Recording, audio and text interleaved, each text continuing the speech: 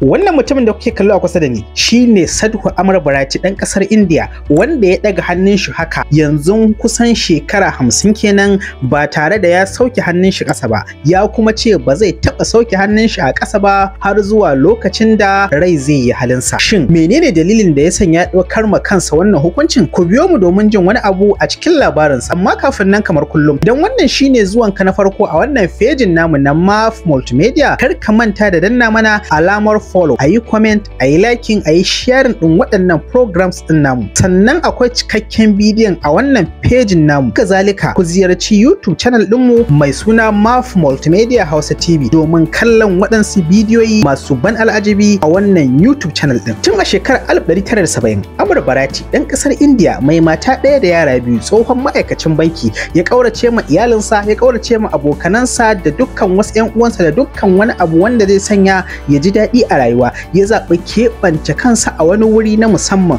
domin ƙara neman kusanci da abun bautarsu wanda suke kira Shiba. Tun a shekarar 1973, Amar Barati ya zaɓi ɗaga hannun shi guda ɗaya a matsayin wata sadaukarwa ta musamman saboda ƙara nuna kusanci da abun bautarsu Shiba, kamar yadda 'yan aƙidar su ta Hindu suke zaɓar hanyoyi daban-daban domin ƙara neman kusanci zuwa ga wannan abun bautar nasu. Amar Barati ya ƙara da cewa wannan ita ce hanya mafi sauƙi da yake ganin ya zaɓa domin ƙara neman kusanci zuwa ga wannan abun bautar nasu Shiba. Ya kuma ce ba zai taɓa sauke hannunsa ko da su ɗaya a ƙasa ba. Ko da ya ga an cika yawan tambayar shi akan shin wani dalili ne ya sanya ya zaɓi wannan hanyar a matsayin hanyar da yake ganin ita ce hanya mafi sauƙi a gare shi, ya ce ya zaɓi wannan hanyar ne domin sadaukarwa zuwa ga gunki Shiba, sabida a daina yaƙe-yaƙe a duk faɗin duniya, a kuma rungumi tsari na zaman lafiya. Sannan ya ƙara da cewa yana ganin cewa runguma tsarin zaman lafiya ga baki ɗaya a duk faɗin duniya ba zai yiwu ba, dole sai mutum ya sadaukar da wani nau'i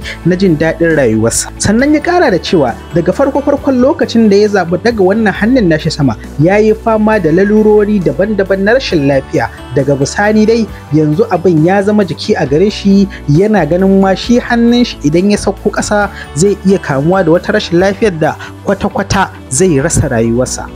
Bayan haka ga wata muhimmiyar sanarwa ta musamman. Wannan shirin da kuka gani katafaren kamfanin nan na IBB Business Center da ke Funtuwan jihar Katsina shine ya ɗauki nauyin kawo shi. Kamfanin da ya shahara wurin yin kasuwancin nau'ikan kayan mashina da kayayyakin motoci da injina da kuma oil.